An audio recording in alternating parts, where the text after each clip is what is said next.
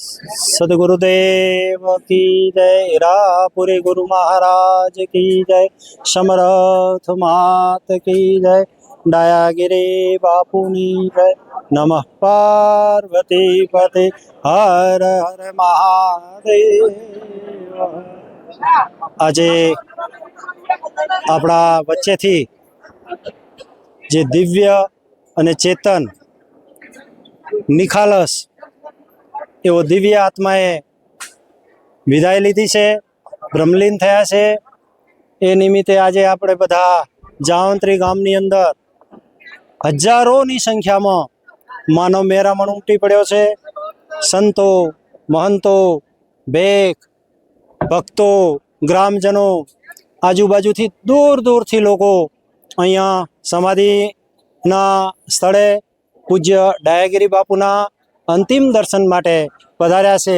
અને નોંધનીય બાબત મને એ લાગી છે કે ગામની અંદર અમે જ્યારે પાલખી નો પ્રવેશ કર્યો, શોભાયાત્રા પ્રવેશ થઈ, એટલે ગામની દરેક શેરીએથી દરેક કુમારિકાઓ પૂજ્ય બાપુને સામયું લઈ અને પૂજન કરવા આવી।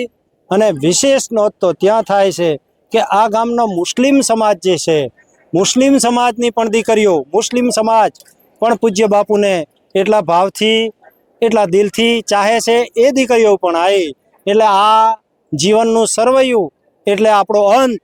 જબ તુમ આએ જગત મેં જગ હસે તુમ રોય, એસી કરની કર ચલો તુમ હસે જગ રોય।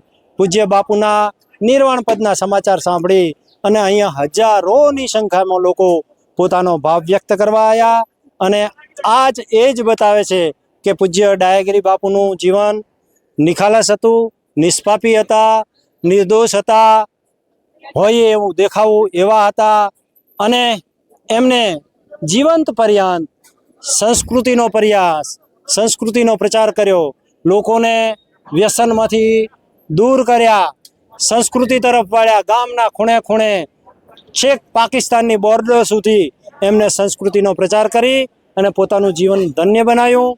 આવા દિવ્ય આત્માને હું જનસેવા આશ્રમ મોટી ચંદુર વતીથી એક વાત ચોક્કસ કહું કે અમારા હીરાપુરી બાપુના જે પરિવાર હતો, અમારા આશ્રમનો પરિવાર, એની અંદર પૂજ્ય ડાયાગીરી બાપુની એને અમે હુલમણા નામે મામા કહીએ છીએ, એની ભયંકર ખોટ પડી છે।